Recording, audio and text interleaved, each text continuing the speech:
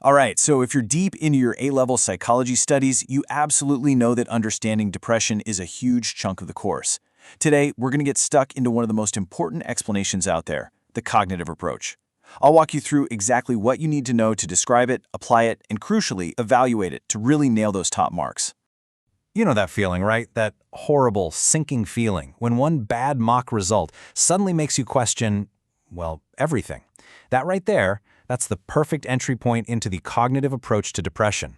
It's all about the idea that it's not the event itself, but how we think about it that really shapes our mood and our well-being. Okay, first things first, let's get the core theory down. This is your AO1, your pure knowledge and understanding. This is the stuff that has to be solid. It's the foundation for any good essay you're going to write on this topic. So let's unpack what the cognitive approach is actually all about.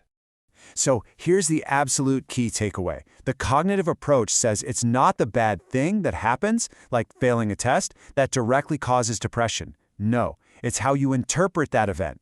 It's all about those faulty, maladaptive thinking patterns. And for your exam, there are two absolute giants you need to know, Aaron Beck and Albert Ellis. First up, let's talk about Aaron Beck.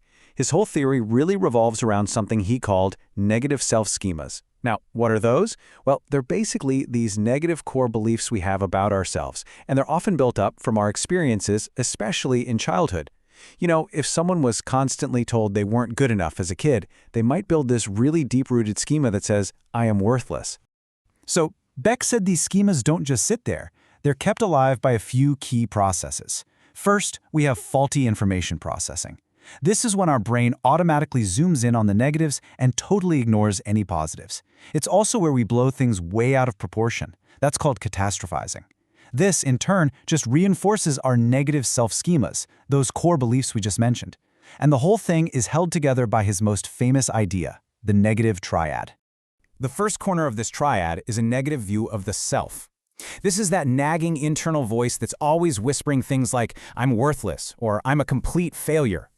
Beck's point was that this isn't just a bad mood. It's a fundamental belief that filters every single experience. It makes it almost impossible to actually accept a compliment or feel proud of something you've done. The second part is a negative view of the world. This is like wearing a pair of glasses that makes everything look hostile and impossibly difficult. It's that feeling that the world is just out to get you, that it's constantly throwing obstacles in your path. You feel like you're in a constant uphill battle against, well, everyone and everything.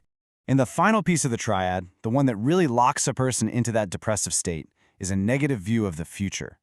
This is the deep-seated belief that things are hopeless and they will never improve. This sense of hopelessness is what just crushes a person's motivation and makes it feel like there's absolutely no point in even trying. So that's Beck's theory, which is kind of the big picture explanation for a depressive mindset. But what about our immediate gut reactions to specific things that happen? For that, we turn to our second key psychologist, Albert Ellis. He came up with a really simple but incredibly powerful model to explain this.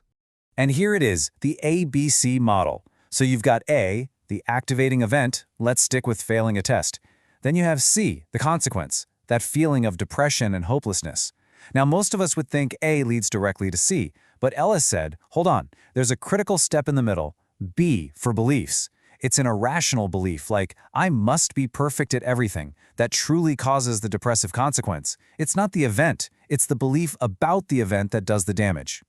Okay, quick summary, just to make sure you've got these two straight in your head, because you don't want to mix them up in an essay. Beck is all about the big picture, those deep, ingrained schemas in the negative triad. His theory is awesome at describing what it feels like to be depressed.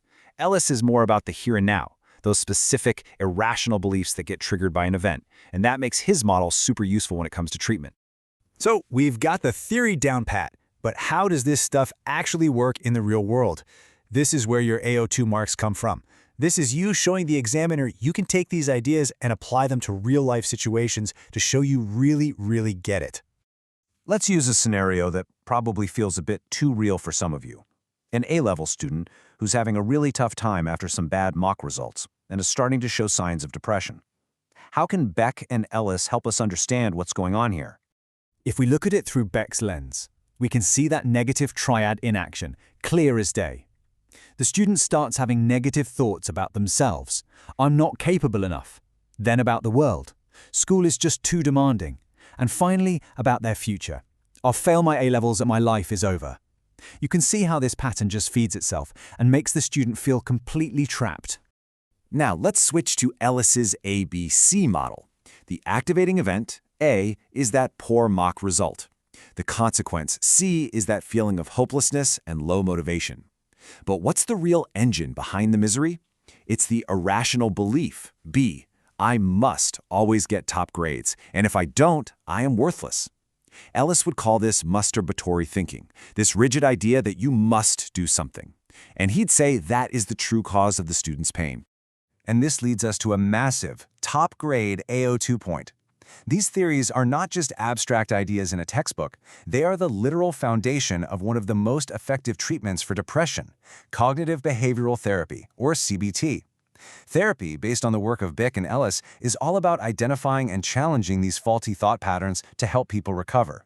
It's a perfect example of real-world application. Right, we've explained the theory, we've applied it. Now it's time for the really high-level skill. AO3, Critical Evaluation. This is where you put your thinking cap on and really analyze the strengths and the weaknesses of the cognitive approach to climb up into those top mark bands. So here's a quick overview of the key evaluation points we're about to dig into. On the one hand, this approach has got some really strong research behind it, and, as we've seen, huge real-world value. But on the other hand, you could argue it kind of blames the individual, and it might be ignoring some other really important factors. Let's take a closer look. Okay, a major strength is that there is a ton of solid research to back it up. A fantastic study to have in your back pocket is Alloy et al. From 1999. They followed a group of students for years and found that the ones who started out with negative thinking styles were way more likely to develop depression down the line. This gives real weight to Beck's idea of cognitive vulnerability. Now, if we put our grave evaluation hats on, this study scores pretty well. Because it's longitudinal, tracking real students over a long time, it has high ecological validity. It's more like real life than a quick lab experiment. And the pretty big sample means we can have more confidence in its generalizability, which is key for any theory about a condition as common as depression. However, and this is a big however, there are some serious limitations. The biggest question mark is about cause and effect. It's the classic chicken and egg problem. Do negative thoughts cause depression, or are they just another symptom? It's entirely possible that a biological issue like low levels of serotonin in the brain is the real root cause, and that's what's leading to the negative thinking. And this means the cognitive approach can be criticized as being reductionist because it's focusing only on thought and ignoring biology, genetics, and massive social factors like poverty or trauma. So after all that, where do we land? To really impress an examiner, you need to bring all of these points together into a powerful, balanced conclusion. Let's think about how we might do that. At the end of the day, the cognitive approach is incredibly useful, but it's not the complete picture. It does a brilliant job of explaining how depression might be maintained by our own thought patterns, and it's given us amazing tools like CBT. But it's just one piece of the puzzle.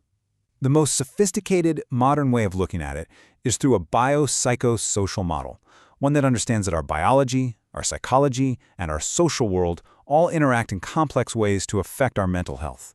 So I'll leave you with that central question to really chew on.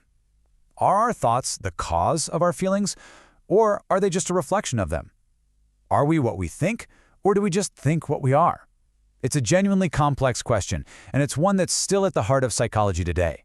I hope this has given you the tools to think about it critically for yourselves. Thanks for tuning in.